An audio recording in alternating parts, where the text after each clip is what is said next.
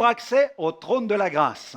Dans Matthieu 27, versets 50 à 51, il s'agit de la scène terrible de la crucifixion. Jésus poussa de nouveau un grand cri et rendit l'esprit. Et voici, le voile du temple se déchira en deux depuis le haut jusqu'en bas. La terre trembla, les rochers se fendirent. Amen. Certains ont prétendu que le tremblement de terre fut à l'origine de cette immense déchirure qui coupa le voile en deux morceaux. Mais ce n'est pas possible car le tremblement de terre eut lieu après que le voile eût été déchiré. Et puis, si le tremblement de terre avait été à l'origine de cette déchirure, le voile se serait déchiré de bas en haut et non pas de haut en bas. Une fois encore, c'est la main divine qui déchira ce voile, et ce, au moment même où Jésus rendit l'esprit.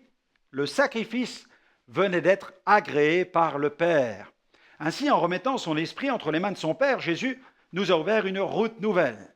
Ce voile du temple qui séparait le lieu saint du lieu très saint et en défendait l'entrée, au-delà duquel le souverain sacrificateur seul pénétrait une fois l'an, au grand jour des expiations, indiquait que la demeure du Dieu saint était inaccessible à l'homme jusqu'à l'accomplissement des temps.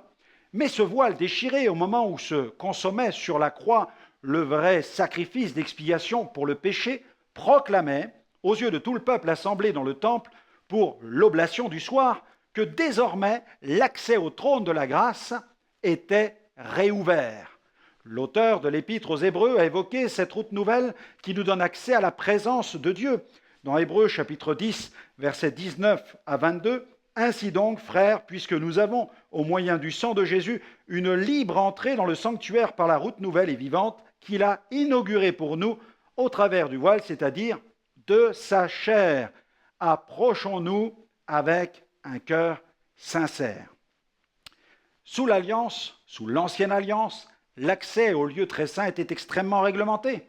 Seul le souverain sacrificateur était autorisé à y entrer une fois par an, après avoir auparavant offert des sacrifices pour ses propres péchés.